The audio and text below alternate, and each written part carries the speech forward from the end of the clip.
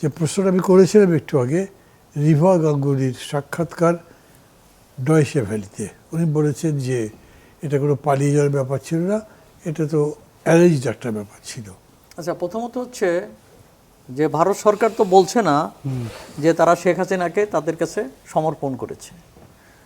ভারত সরকার যেটা এখন বলছে যে শেখ হাসিনা আশ্রয় গ্রহণ করেছে। হ্যাঁ, এই আশ্রয় গ্রহণ করার ক্ষেত্রে, তাকে যাওয়ার ক্ষেত্রে বাংলাদেশের সেনাবাহিনী তাকে সহায়তা করেছে, এই তো ব্যাপারটা।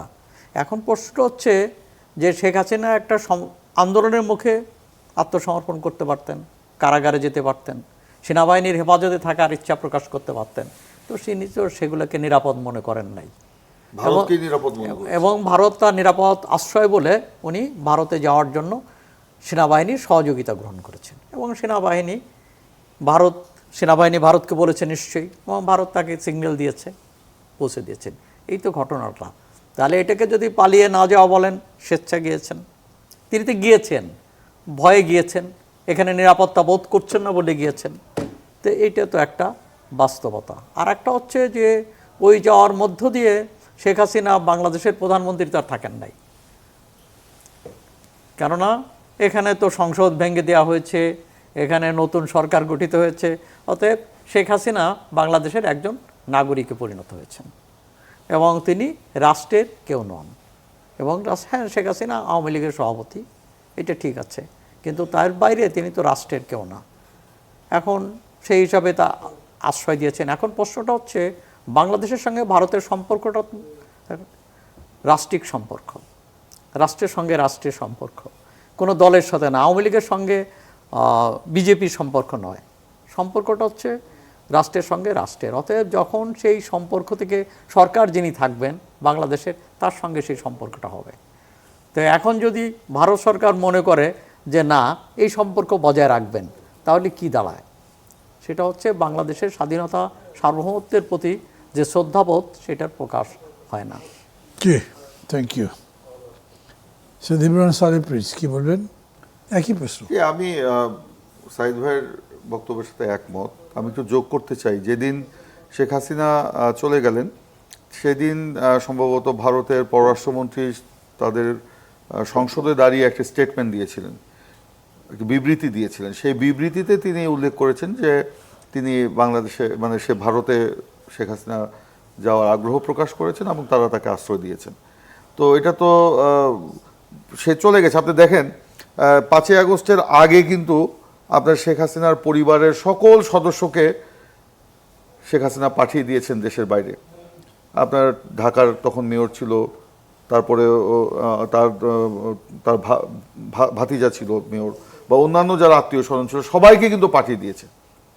তো শেখ হাসিনা জানতেন তিনি কিন্তু আর ক্ষমতায় টিকে থাকতে পারবেন না, সেই জন্য তাদেরকে আগেই পাঠিয়ে দিয়েছেন। শেষে তিনি এবং তার বোন গণভবনে শেষ চেষ্টা করেছেন ক্ষমতায় টিকে থাকার জন্য, সেটাও যখন পারেন নাই তিনি তখন চলে গেলেন। এবং দেখা যাচ্ছে, আমরা এটাও দেখেছি ইদানিং, তো বিভিন্ন ফেসবুকে ইউটিউবে আসছে, তার কল লিস্ট বের হয়েছে, এবং সেখানে 3রা আগস্ট থেকে তিনি ভারতের সাথে যোগাযোগ করছিলেন, ভারতের পররাষ্ট্র সচিব, পররাষ্ট্রমন্ত্রী, অন্য কারোর সাথে যোগাযোগ করছিলেন। এবং তাতে আমাদের কাছে মনে হচ্ছে যে সেই সময় থেকে শেখ হাসিনা ভারতে আশ্রয় নেওয়ার ব্যাপারে মনস্থির করে ফেলেছিলেন, যেটা সাইদ ভাই বললেন।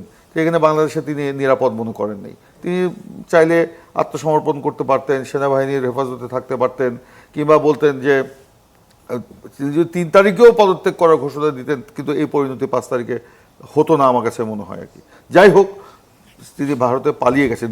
এখন রিভা গাঙ্গুলি যেটা বলেছেন, তার বক্তব্য কিন্তু ভারত সমর্থন করে না। রিভা গাঙ্গুলি বলেছেন তিনি আমাদের কাছে এখানে আশ্রয় দিয়েছেন, বাংলাদেশের সেনাবাহিনী তাকে ওখানে দিয়ে এসেছে। হ্যাঁ, সেনাবাহিনী হয়তো তাকে সেই প্রক্রিয়াটা করে দিয়েছে সেই সময়, এটা হয়তো ঠিক। তাৎক্ষণিক পরিস্থিতি সামাল দেওয়ার জন্য হয়তো তারা সেটা করেছে। সেদিন তো সেনা সদরে আপনি নিজেও ছিলেন, আপনি হয়তো সব অনেক ঘটনার সাক্ষী সেখানে। তো সেইটা রিভা গাঙ্গুলি যে বক্তব্য, আমি কিন্তু ছিলাম না আসলে সেনা সদরে। সরি, মানে আমি রওনা হয়েছিলাম কিন্তু পৌঁছাতে পারিনি। আমি যখন গেটে পৌঁছেছি ততক্ষণে সবার শেষ হয়ে গেছে। এটা আবার মির্জা ফখরুল ভাই জানতেন না, উনি সন্ধ্যার পর আমার সাথে বঙ্গভবনে দেখা হয়েছে, জি, জি, উনি ধরে নিয়েছেন যে আমি ওখানে ছিলাম। ও আচ্ছা আচ্ছা আচ্ছা, সরি, তা আমারও ভুল ছিল, আমি জানতাম হয়তো আপনি ছিলেন। যাই হোক, যে না না থাকলে তো আপনি যেহেতু রাজনীতির একজন জি, বোদ্ধা জানতাম। মানুষ, পুরো ঘটনাতে রাজনীতির জড়িত গতি ছিলাম। প্রকৃতি আপনি তো ঘটনার সাথে সবই জড়িত ছিলাম। পর্যবেক্ষণ করেন খুব গভীরভাবে, সেটা তো আপনি নিশ্চয়ই সেটা দেখেছেন। তো যাই হোক, রিভা গাঙ্গুলির যে বক্তব্য, সেটা আমার কাছে মনে হচ্ছে তার ব্যক্তিগত বক্তব্য। এবং শেখ হাসিনা আসলে তিনি যদি ভারতে আশ্রয় নিতেন, 3 তারিখে যদি বলতেন আমি বাংলাদেশে থাকবো না, আমাকে বন্ধু রাষ্ট্রে যেতে দেওয়ার সুযোগ দেওয়া হোক, সেটা তো ঘোষণা দিয়েই তাহলে তিনি বলতেন। কিন্তু তিনি যেহেতু সমস্ত ঘটনা গোপন রেখে এই ভারতের সাথে যোগাযোগ করে চলে গেছেন, সেটা তো পালায়নই তো বলবো আমরা, জি, কি বলবো। জি, যেন রাজিক জামান রাথোর বলেন। এখন এটা এই জিনিসটা এখন কেন টেনে লম্বা করা হচ্ছে? পালিয়ে গেছেন না চলে গেছেন, আশ্রয় নিয়েছেন নাকি আশ্রয় দিয়েছেন, এই বিতর্কটার এখন আর কোনো মানে আছে? এই বিতর্কটা একটা আমাদেরকে ব্যস্ত রাখা। কিন্তু একটা জিনিসের প্রশ্নের উত্তর অনেক দিন পর্যন্ত আমাদের দেশ খুঁজবে। সামরিক বাহিনীর হেলিকপ্টারে বলি অথবা বিমানে বলি, একটা দেশের সীমানা থেকে আর একটা দেশের সীমানা যখন যাচ্ছে, একটা সামরিক যান যদি একটা দেশের সীমানা ক্রস করে, তাহলে তাকে তো অনেকগুলো প্রোটোকল মেনটেন করতে হয়। যদি সেই দেশের সম্মতি না থাকে, তাহলে তো একটা সামরিক যান যেতে পারে না। সাধারণ মানুষ বর্ডারে হয়তো ফাঁকফুক দিয়ে চলে যেতে পারে, সামরিক যান তো ওইভাবে যেতে পারে না, বিমান তো ওইভাবে যেতে পারে না। তার মানে ভারত সরকারের কোনো বিমানই পারে না। হ্যাঁ, কোনো বিমানে পারে না। সীমা, অনেক সময় বলে না যে আকাশ সীমা লঙ্ঘন করায় মানে সতর্ক করে দেওয়া হয়েছে। তা আকাশ সীমা তো লঙ্ঘন করা তো দূরের কথা, আকাশ সীমা পার হয়ে গিয়ে তিনি একদম আবার ওখানের এক সেনা ছাউনিতে গিয়ে আশ্রয় নিচ্ছেন। এবং আর শোনা যায় যে সেখানে সামরিক বাহিনীর একটি এয়ারক্রাফট হ্যাঁ, বিমানকে, বহনকারী বিমানকে পাহারা দিয়ে নিয়ে গেছে। পুরো বিষয়টার সঙ্গে সেনাবাহিনীর সম্পৃক্ততা ছিল, মানে রাষ্ট্রের সম্পৃক্ততা ছিল। রাষ্ট্রের সম্পৃক্ততা ছাড়া তো সেনাবাহিনীর সম্পৃক্ততা থাকে না। ফলে ভারত সরকার ভেরি মাচ ইনভলভ ছিলেন এখানে, আর আমাদের সেনাবাহিনীও এখানে ইনভলভ ছিলেন। দুই সেনাবাহিনীর যুক্ততা না থাকলে এটা হতে পারে না। কিভাবে এটা হয়েছে, কেন হয়েছে, সেই বিষয়টা আমরা রাজনৈতিকভাবে ব্যাখ্যা করছি, কিন্তু প্রক্রিয়াগত দিকটার মধ্যে কিন্তু রাষ্ট্রের ইনভলভমেন্টটা ছিল। এখন মানে ভারত কি বলবে? আমরা কি একটা অসহায় মানুষকে আশ্রয় দিয়েছি, নাকি আমরা অ্যারেঞ্জমেন্টের মাধ্যমে তাকে এখানে রেখেছি? অ্যারেঞ্জমেন্টের মধ্যে বলেই তো দিয়েছে, পরীক্ষিত বন্ধুকে আশ্রয় দিয়েছে। তাহলে অ্যারেঞ্জমেন্টের মধ্যে যদি রাখে, তাহলে অনেক দায়িত্ব নিতে হবে। আচ্ছা, ধরুন ভিসা নিয়ে যদি প্রিন্স ভাই আপনি ভারতে গিয়েছেন, ওখানে গিয়ে রাজনৈতিক সভা করতে দেবে আপনাকে? কখনোই না। তা ভিসা তো অ্যাপ্রুভড, গভর্নমেন্ট অ্যাপ্রুভ করে। তারপরে যদি ট্যুরিস্ট ভিসা হয়, তাহলে আপনি কোনো রাজনৈতিক প্রোগ্রাম করতে পারবেন না। যদি আপনি পড়াশোনার জন্য যান, সেখানে কোনো রাজনৈতিক তৎপরতায় অংশগ্রহণ করতে পারবেন না।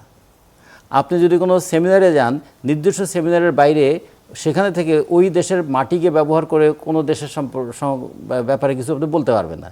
এগুলো তো একটা সাধারণ প্রোটোকলের মধ্যেই পড়ে। সেই প্রত্যেকটা প্রোটোকল ভায়োলেটেড হচ্ছে না? তার মানে এখানে প্রশ্রয় ছাড়া কি এটা করা সম্ভব?